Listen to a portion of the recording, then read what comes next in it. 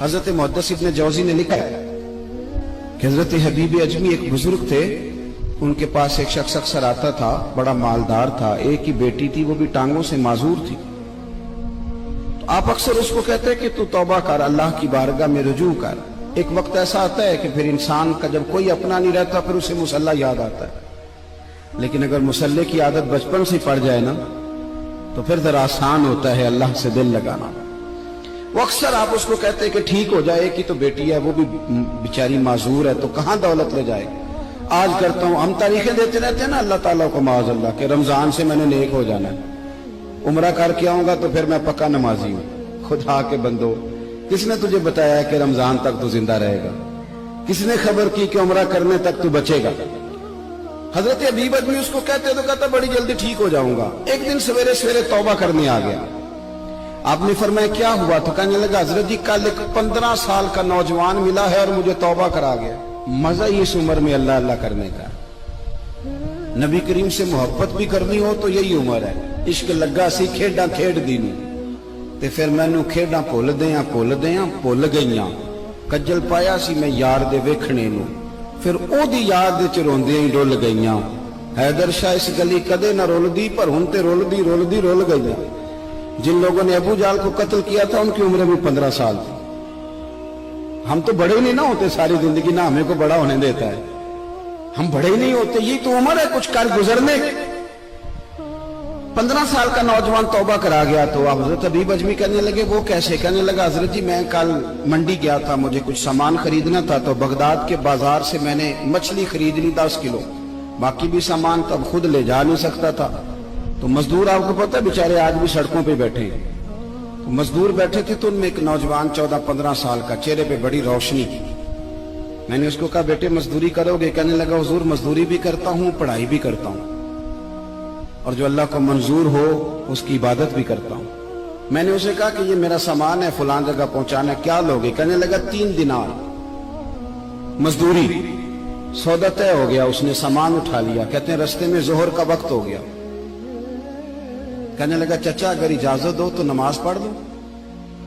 15 سال کا جواب۔ کہتے میں رکھ کے نا وہاں سامان تو پھٹے پہ بیٹھ گیا، وہ نماز پڑھنے چلا گیا، باقی لوگ دیر سے آئے، وہ بچہ جلدی آ گیا۔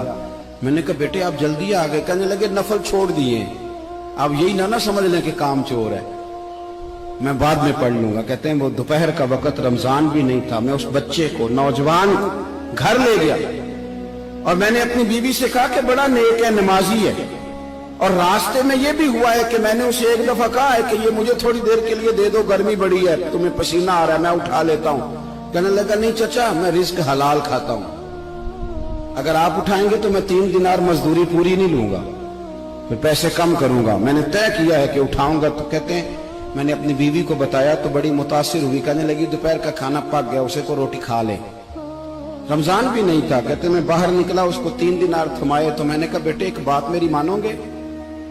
کہنے لگا بتائیے۔ میں نے کہا کھانا پکا ہے کھا لو۔ کہنے لگا میں معافی چاہتا ہوں، میں نے روزہ رکھا ہوا ہے۔ حضور نے حکم دیا، حکم نبی کریم نے حکم دیا، بخاری مسلم کی حدیث ہے، فرمایا نوجوانوں اگر تمہارے پاس طاقت ہے تو نکاح کر لو ورنہ روزے رکھو۔ حکم دیا، یا نکاح اور یا روزے، یہ سرکار کا حکم ہے۔ بھائی نفلی روزہ نفس کی قوتوں کو کچلتا ہے، انسان میں نورانیت اور روحانیت لاتا ہے۔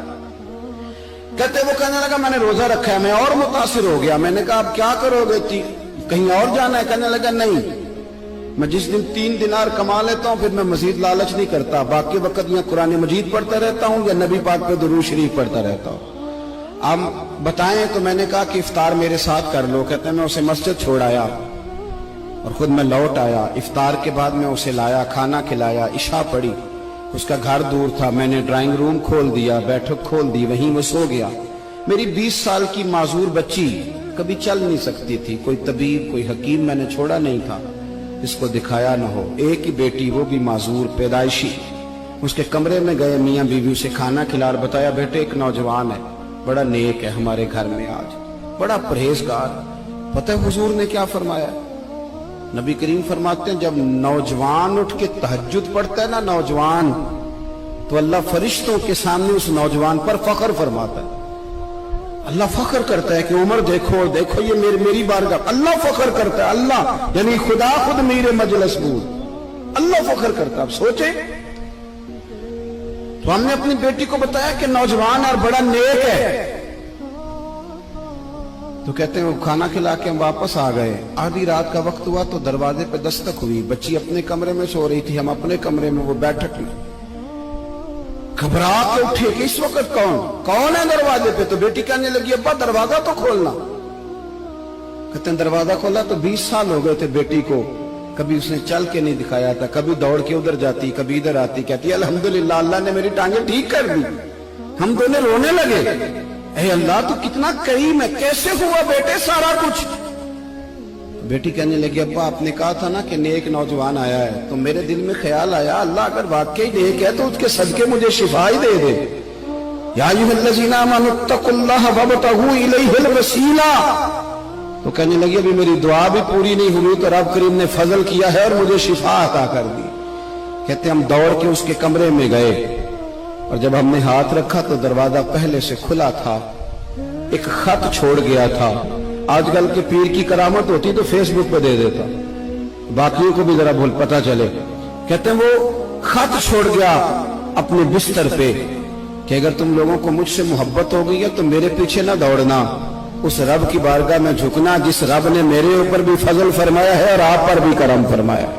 میرے نوجوان دوستو, یہ جو بچپنا ہمیں لوگ کہتے ہیں نا ابھی بچے ہو, ابھی جب آپ بالغ ہو گئے تو نماز فرض ہو گئی, سچ بولنا ضروری ہو گیا, رزق حلال کھانا ضروری ہو گیا, شریعت ساری کی ساری لاگو ہو. ایک تو درگزر سے کام نہیں, دوسرا اپنی زندگی کے اندر خواہشات کو چھوڑیں.